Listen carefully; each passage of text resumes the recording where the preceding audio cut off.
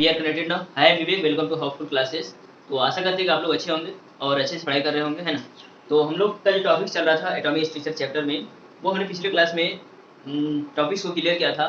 और आज की क्लास में हम लोग बात करेंगे बहुत ही इंपॉर्टेंट टॉपिक्स के बारे में, Niels Bohr's theory of an atom. Means Niels Bohr's जो एटम के बारे में थ्योरी दिया था उसके बारे में बात करेंगे। ठीक, ये काफ़ी इंपॉर्टेंट टॉपिक्स है, ये काफ़ी लंबा चलता है ये टॉपिक्स, ठीक। और लंबे समय तक सबसे ज़्यादा जो टिका हुआ टॉपिक्स था यानी एटम्स के बारे में नील्स बोर का ही था। इसी कारण से इसको पढ़ना बहुत ज़्यादा जरूरी है। ये काफ़ी अच्छे बात भी बताया गया है एटम्स के बारे में, उसके बारे में भी हम लोग पढ़ेंगे। और इसका जो डिसएडवांटेज था, एडवांटेज था, उन सभी टर्म्स के बारे में पढ़ेंगे। एनर्जी किस तरह से कैलकुलेट करते हैं, इसने कैलकुलेट करने के लिए सिखाया, उसके बारे में भी हम लोग पढ़ेंगे। और न्यूमेरिकल के थ्रू हम लोग समझेंगे किस तरह से हम लोग एनर्जी निकाल सकते हैं लाइट का।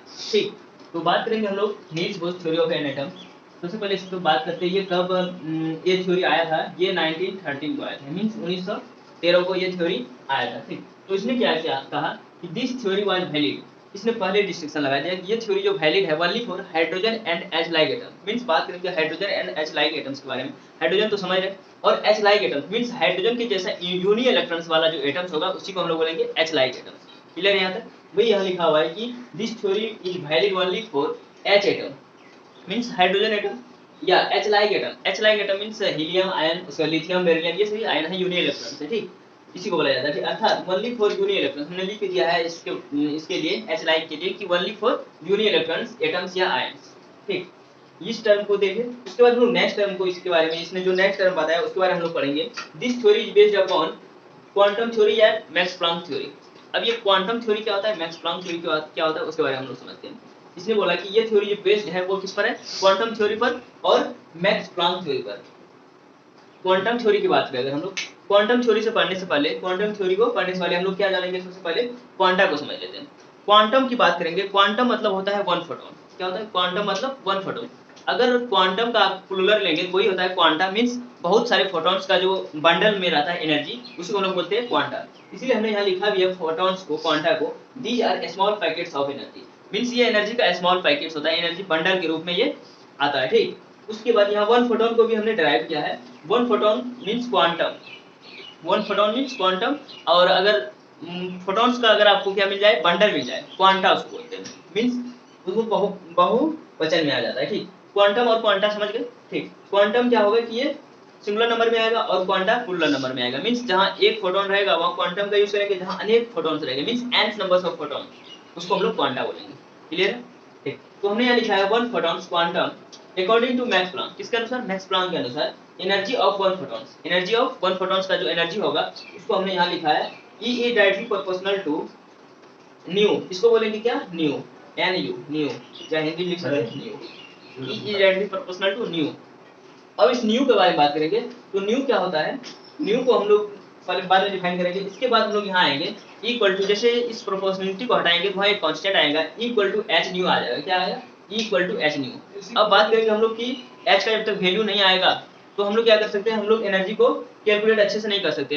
एच के टर्म में एनर्जी को कैलकुलेट करेंगे तो हमें उसका मेन वैल्यू पता नहीं चल पाएगा कि एनर्जी कितना यहाँ एब्जॉर्ब हो रहा है लाइट के द्वारा। ठीक, तो यहाँ हम लोग देखेंगे एच का जो वैल्यू होता है वो इसको प्लैंक कांस्टेंट के नाम से जानते हैं। किसके? प्लैंक कांस्टेंट के नाम से जानते हैं। समझ में आ रहा है ना?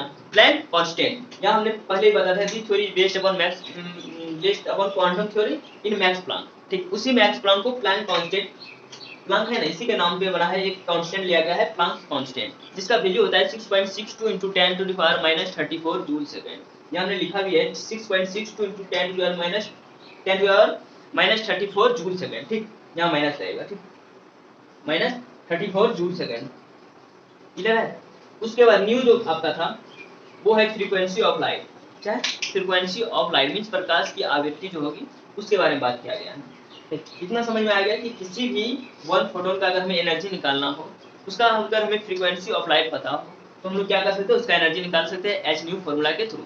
एच क्या है? आपका प्लैंक कांस्टेंट है, जिसका वैल्यू है 6.62 × 10⁻³ जूल सेकंड। क्लियर यहाँ तक? ठीक, उसके बाद बात करेंगे हम लोग फ्रीक्वेंसी की थोड़ा सा। ठीक, इससे भी पूछ सकता है सवाल कि अगर फ्रीक्वेंसी अगर आपको पूछ ले, है ना, तो फ्रीक्वेंसी एक होता है reciprocal of time period, means 1/t आप दे सकते हैं, या एक और फॉर्मूला होता है c/λ। क्या होता है? c/λ। अब बात करेंगे c क्या है। c है आपका स्पीड ऑफ लाइट। क्या है? c speed of light. अगर लेमडा की बात करें तो लेमडा है आपका wavelength of light, means speed of light और वेवलेंथ ऑफ लाइट की जब भी बात होगा तो वहां से आप फ्रीक्वेंसी को कैलकुलेट कर सकते हैं।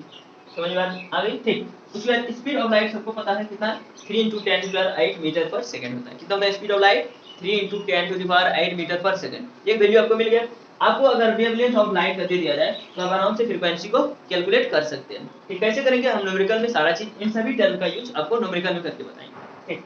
उसके बाद नेक्स्ट जो आता है आपका, जो आपका ऑब्जेक्टिव क्वेश्चन के लिए काफी इंपॉर्टेंट है, क्या है? यूनिट्स ऑफ फ्रीक्वेंसी पर सेकंड इसको ले सकते हैं या हर्ट्ज में इसको लेते हैं। यहाँ तक बात समझ में आ गई? अब इसी से रिलेटेड हम लोग क्या करेंगे, दो न्यूमेरिकल करेंगे, वो काफी इंपॉर्टेंट सा न्यूमेरिकल होगा। और न्यूमेरिकल जब तक बनाइएगा नहीं आपको इंटरेस्ट नहीं आएगा केमिस्ट्री में। केमिस्ट्री क्या है? न्यूमेरिकल का खेला है। तो न्यूमेरिकल को हम लोग सॉल्व करेंगे, इसी फॉर्मूला को किस तरह से हम लोग न्यूमेरिकल में यूज करेंगे उसके बारे में भी बताएंगे। अब यहाँ एक और टर्म आता है। ठीक, क्या टर्म आता है? यहाँ हम लोग 1 फोटॉन्स के लिए निकाले एनर्जी जो हम लोग निकाल रहे हैं 1 फोटॉन्स के लिए, क्योंकि हमने पहले ही यहाँ पर लिख दिया है 1 photons means quantum equal to according to Max Planck. इसने क्या बताया कि E directly proportional to nu होगा, E बराबर h न्यू होगा। मींस यहाँ से आप 1 फोटॉन्स का एनर्जी कैलकुलेट कर सकते हैं। तो भैया अगर आपके पास ज्यादा नंबर्स ऑफ फोटॉन्स आ जाए, 2 3 4 n नंबर्स ऑफ फोटॉन्स, तो उसको किस तरह से निकालिएगा? तो सिंपल कुछ नहीं करना है, n नंबर ऑफ फोटॉन। इसके लिए जब आप एनर्जी निकालिएगा E इक्वल टू क्या हो जाएगा? इक्वल टू हो जाएगा n से गुना कर देना है h न्यू। ठीक, E equal to n h nu. n क्या हो जाएगा? नंबर्स ऑफ फोटॉन्स हो जाएगा यहाँ पर। ठीक। उसके बाद एक और टर्म की हम बात करेंगे। यहाँ पर एक आता है आपका वेव नंबर। क्या आता है आपका? वेव नंबर आता है। वेव नंबर ध्यानपूर्वक देखिएगा बोर्ड पर, है ना। वेव नंबर जो आता है जिसको न्यू बार से डिनोट करते हैं। न्यू लिखे, उसके ऊपर में एक बार का चिन्ह लगा देना है, जिसको बोला जाता है न्यू बार। क्या बोला जाता है? न्यू बार बोला जाता है इसको। ठीक। वेव नंबर क्या होता है? It is a reciprocal of wavelength. It is a reciprocal of wavelength means nu bar equal to होगा 1/λ। क्या होगा? 1/λ। ये सभी टर्म को याद रखना है, आपको न्यूमेरिकल में काफी ज्यादा सहायता मिलेगी। ठीक। वेव नंबर क्या होगा? 1/λ means reciprocal of wavelength is called nu bar. Definition पता चल गया? ठीक। तो आते हम लोग एक क्वेश्चन को करेंगे, उसके बाद और 2-4 क्वेश्चन हम लोग अगले क्लास में करेंगे। बट आज का क्लास के लिए हम लोग क्या करना है, थोड़ा सा प्रैक्टिस करना है एक क्वेश्चन को। ठीक, इतना आप लोग लिखिए। आइए देखते हैं हम लोग एक प्रश्न को। वो क्वेश्चन क्या है कि yellow light emitted from a sodium lamp. Yellow light का एक सोडियम लैंप है जो इमिट करता है जो वेवलेंथ ऑफ, जिसका वेवलेंथ है 580 nanometre. 580 nanometre. Calculate the frequency and wave number nu bar, है ना। फ्रीक्वेंसी को न्यू से और वेव नंबर को न्यू बार से हम लोग डिनोट करते हैं, जिसको हमने डिनोट भी किया है। ठीक। ऑफ द लाइट, एक लाइट है येलो लैंप, है ना, जो इमिट करता है कितना वेवलेंथ? 580 नैनोमीटर का। ठीक। और हमें कैलकुलेट करने बोल रहा है कि बताइए वो लाइट के द्वारा फ्रीक्वेंसी कितना उत्पन्न हो रहा है, वेव नंबर कितना हो रहा है उस लाइट का। ठीक। तो हमने यहाँ गिवन में लिखा है वेव लेंथ जिसका है 580 नैनोमीटर फ्रीक्वेंसी, और वेव नंबर हमको कैलकुलेट करना। ठीक। इससे पहले हम लोग क्या करेंगे, एक छोटे से चार्ट को हम लोग को देखना है। छोटे से चार्ट को देखना। ठीक। तो छोटे से चार्ट में हम लोग क्या देखेंगे कि ये छोटे टर्म है, बट इसके बिना हम लोग इसको सॉल्व नहीं कर सकते। सॉल्व करेंगे थोड़ा सा कठिनाई आ सकती है, इसीलिए इसको हम लोग सबसे पहले देख लेंगे। तो सबको पता है 1 मिलीमीटर बराबर कितना मीटर होता है? 10⁻³ मीटर होता है। 1 micrometre equal to 10⁻6 metre. 1 nano 10⁻9 metre. 1 pico बोले 10⁻12 मीटर। 1 metre 100 centimetre. 1 एंगस्ट्रम, ये क्या है? एंगस्ट्रम है, इक्वल टू 10⁻10 मीटर। 1 फर्मी है लास्ट में, इक्वल टू 10⁻15 मीटर। क्लियर यहाँ तक? इन सभी टर्म को आपको पता होना चाहिए। ठीक। तब अब आते हैं हम लोग क्वेश्चन पर। क्वेश्चन क्या कर रहा है कि वेवलेंथ दिया हुआ है 580 नैनोमीटर का। तो सबसे पहले क्या करते हैं, जो आपको आता है वो कीजिए। ठीक। क्या आता है कि इस नैनोमीटर को हम लोग मीटर में ले जाते हैं, क्योंकि मीटर से ज्यादा मुलाकात हम लोग का होता है, नैनोमीटर से बहुत कम होता है। इसीलिए हमको क्या करना है, सबसे पहले इसको मीटर में लेके जाना है।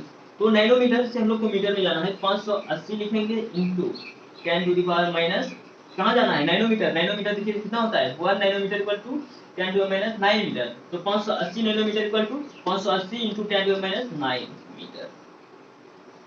इतना समझ में आ गया? ठीक। उसके बाद अब आते हैं हम लोग किसमें, सवाल पे आएंगे। ठीक। सवाल में बोल रहा है फ्रीक्वेंसी क्या होगा, तो माइंड में आपको फॉर्मूला लाना पड़ेगा सबसे पहले। ठीक। कि मेरे पास वेवलेंथ दिया हुआ है, फ्रीक्वेंसी का फॉर्मूला क्या होता है। तो हमने अभी तुरंत आपको बताया कि फ्रीक्वेंसी का जो फॉर्मूला होता है, सबसे पहले हम लोग वेव नंबर को थोड़ा सा मिटाते हैं, यहाँ हम लोग फ्रीक्वेंसी को कैलकुलेट करेंगे। ठीक। तो फ्रीक्वेंसी इक्वल टू होता है c/λ। क्या होता है? c/λ। c की अगर बात करें तो c होता है स्पीड ऑफ लाइट, लैम्डा होता है वेवलेंथ ऑफ लाइट। ठीक। तो हमें यहाँ वेवलेंथ ऑफ लाइट दिया हुआ है 580 × 10⁻9 मीटर। और c कितना होता है 3 इंटू 10⁸ मीटर पर सेकंड कितना होता है, ठीक। उसके बाद लेमडा कितना है 580 इंटू 10⁻⁹ कितना होगा मीटर, है ना। अब देखिए यहाँ से यूनिट को थोड़ा सा कैंसिल कीजिएगा, मीटर मीटर कैंसिल होगा। आपको हमने अभी बताया कि फ्रीक्वेंसी का जो यूनिट होता है वो पर सेकंड या हर्ट्ज जो होता है, तो देखिए पर सेकंड ही सिर्फ बचा है, कितना बचा है पर सेकंड ही बचा है।